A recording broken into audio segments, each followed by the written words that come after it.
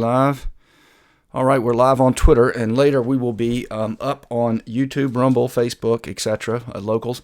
Anyway, folks, we're here to talk about today on Gamecast, today Saturday afternoon version, about the temptation to revenge lawfare, the Democrats. An account on Twitter, George, I really highly recommend it. It's got well over 500,000 followers.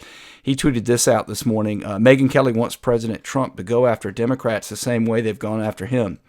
Democrats will rue the day they decided to use lawfare, etc. We're going to get to that. Julie Kelly, also a big follow on Twitter. She's got north of 750,000.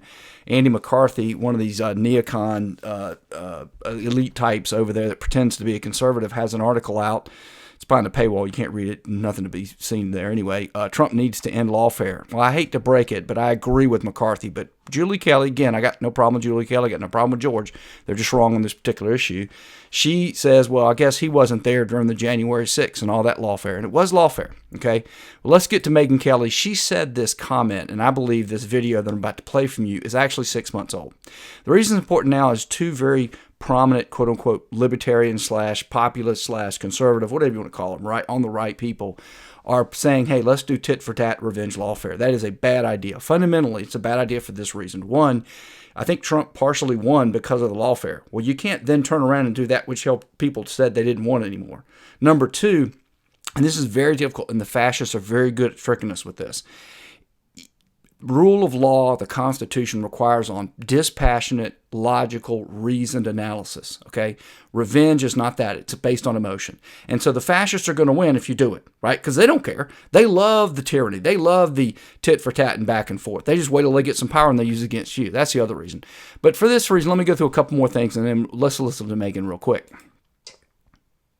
It's a before and after moment for America. What just happened today is a line we can't... And she said this, I believe, 6 months ago after Trump was found guilty of the 34 felonies. ...uncross.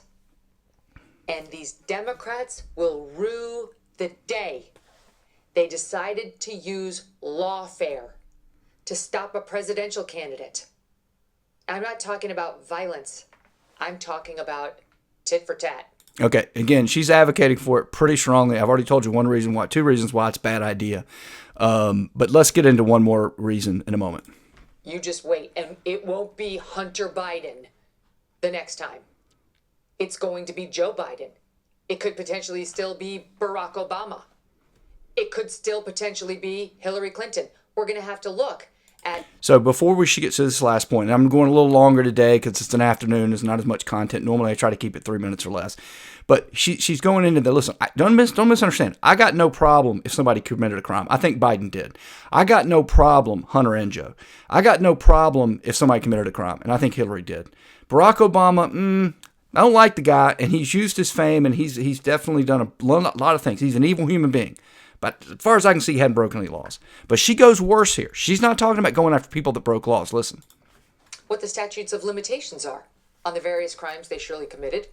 We're going to have to look at passing laws to revive those dead crimes, felonies or misdemeanors, so that those cases can be brought out of time.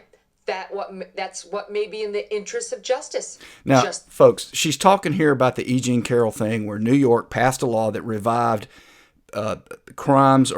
civil actions that had long since been past the statute of limitations. I think New York, or ultimately the Supreme Court, will right that wrong.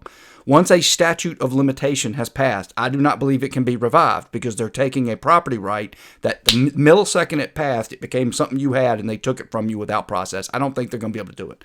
So the courts haven't ruled. But folks, you've got to understand, she is literally talking about terminating the rule of law. Why? Because a bunch of fascists got power for a little while and went after somebody and ultimately failed? This is the way you ruin America. This is the way you ruin the justice system. This is not justice.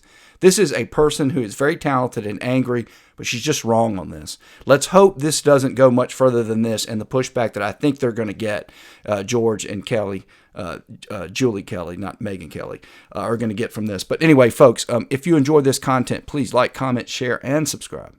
And if you do, you will see me on the next one.